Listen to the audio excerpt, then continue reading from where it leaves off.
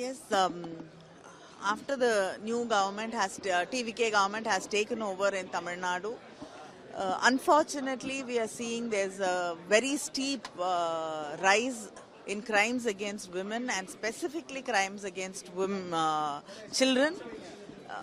And the government does not seem to be concerned at all. The Chief Minister has not spoken about it, has not said anything, and the police department comes directly under the Chief Minister of Tamil Nadu, and in spite of it, he has not said anything positive or reassuring to the people, and the number of cases and crimes are rising by the day.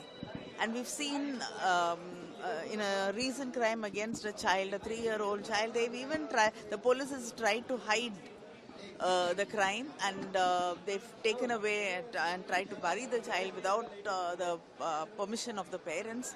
And another incident, we've seen that the MLA has gone inside the autopsy room. That's totally illegal, and it's not allowed. What were they trying to do inside there?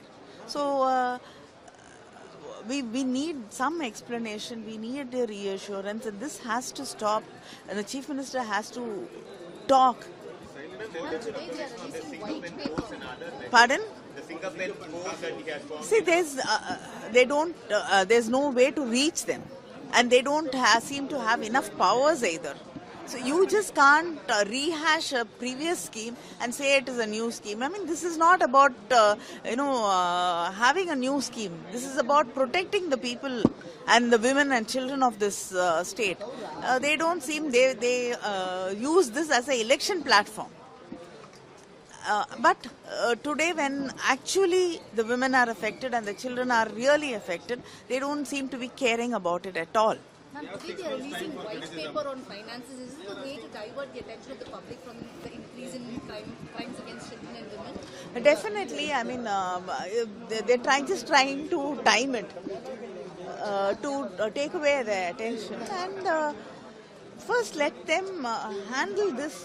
Let them at least talk about it. It's high time that the Chief Minister meets the press and gives some kind of explanation and assurance.